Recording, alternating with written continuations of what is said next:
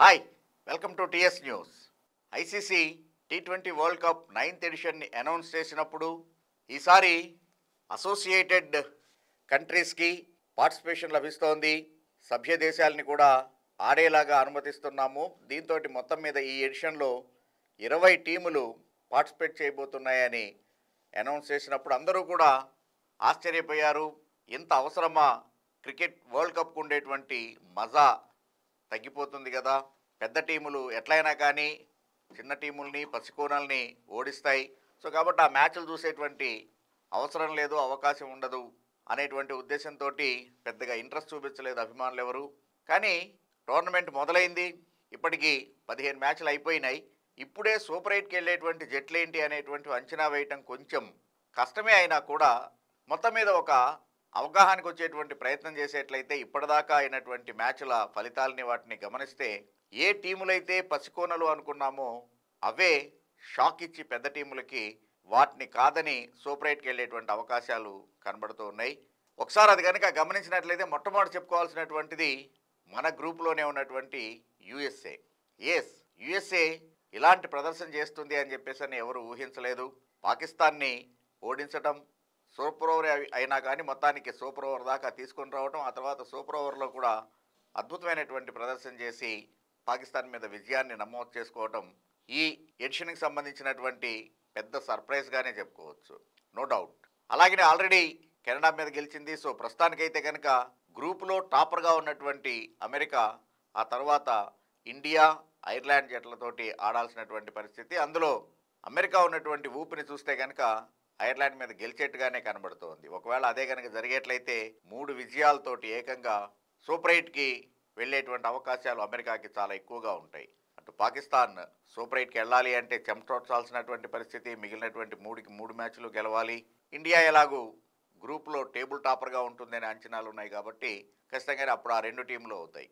So ఆ రకంగా America అనూహ్యంగా సూపర్ 8 రేసులో ఉన్నటువంటి జట్టుగా నిలబడటం అందరినీ ఆశ్చర్యానికి గురి చేస్తుంటే, మరొకటి ఆఫ్ఘనిస్తాన్.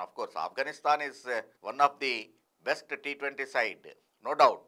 కానీ వరల్డ్ కప్ లాంటి ఈవెంట్కి వచ్చేటప్పటికి పెద్ద టీములు ఉంటాయి, వాటిని దాటుకుంటూ ముందుకెళ్ళటం కొంచెం కష్టమే అనుకునేటువంటి పరిస్థితుల్లో న్యూజిలాండ్ మీద ఏకంగా అద్భుతమైనటువంటి విజయాన్ని నమోదు చేసుకొని వాళ్ళ నెట్ రన్ రేట్ని కూడా +5.5గా నమోదు చేసుకుంది. అంటే ఒక భారీ విజయాన్ని నమోదు చేసుకుంది న్యూజిలాండ్ మీద. అక్కడ ఆఫ్ఘనిస్తాన్ అవకాశాలు మెరుగుపడ్డాయి. ఉగాండా మీద గెలిచింది. ఇంకా తర్వాత ఉన్నటువంటి పిఎన్జి, వెస్టిండీస్, ఈ 2 టీములతోటి ఆడాలి ఆఫ్ఘనిస్తాన్.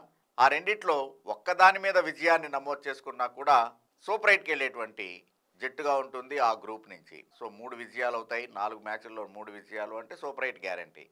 మొత్తానికి ఆఫ్ఘనిస్తాన్తో పరాజయం తర్వాత న్యూజిలాండ్ అవకాశాలు ఆల్మోస్ట్ సన్నగిల్లాయనే చెప్పుకోవచ్చు. మరొక వైపు సౌత్ ఆఫ్రికా గెలిచేటువంటి ఇది ఉంటుందేమో చూడాలి. సో ఆ తర్వాత ఇంకొకటి స్కాట్లాండ్, ఇంగ్లాండ్తో జరగాల్సినటువంటి మ్యాచ్ రెయిన్ వల్ల రద్దవటంతో ఇంగ్లాండ్కి బ్యాడ్ లక్ అని చెప్పాలి. అనూహ్యంగా స్కాట్లాండ్ పాయింట్స్ని పంచుకోవటం, ఇప్పటికే ఒక విజయాన్ని నమోదు చేసుకుంది. సో ఒకవేళ కనుక ఇంగ్లాండ్ మీద ఆస్ట్రేలియా విజయాన్ని సాధించేట్లయితే కనుక ఇంగ్లాండ్ అవకాశాలు సన్నగిలుతాయి. ఒకవేళ స్కాట్లాండ్ కనుక ఇంగ్లాండ్ కన్నా బెటర్ నెట్ రన్ రేట్ తోటి విజయాలను సాధిస్తే మిగిలినటువంటి మ్యాచ్ల్లో స్కాట్లాండ్కి కూడా అవకాశం ఉంటుంది సూపర్ 8కి వెళ్ళడానికి. సో ఇప్పటికి ఉన్నటువంటి సినారియో ఇది. ఇంకా long way to go, more than half matches to be happen. But still ఇప్పుడున్నటువంటి సినారియోని గమనిస్తే కనుక అమెరికా, ఆఫ్ఘనిస్తాన్ పర్టికులర్గా పెద్ద టీములకి షాక్ ఇచ్చి వాళ్ళ గ్రూప్ నుంచి సూపర్ 8కి వెళ్ళేటువంటి అవకాశాలు ఉన్నాయి. కొద్దిగా లక్ కనుక ఫేవర్ అయ్యేట్లయితే ఈవెన్ స్కాట్లాండ్ కూడా సర్ప్రైజ్ చేసేటువంటి అవకాశం ఉంది. సో కాబట్టి ఒక రకంగా ఐసీసీ తీసుకున్నటువంటి నిర్ణయం సభ్య దేశాలకు కూడా పెద్ద ఈవెంట్స్లో ఆడేటువంటి అవకాశాన్ని కల్పించాలి, తద్వారా క్రికెట్ మరింత అభివృద్ధి చెందుతుంది అనేటువంటి వాళ్ళ కాన్సెప్ట్ ఏదైతే ఉందో అది ఇప్పటికైతే మాత్రం గుడ్ కాన్సెప్ట్ అని ప్రూవ్ అవుతూ ఉంది. Thanks for watching TS news.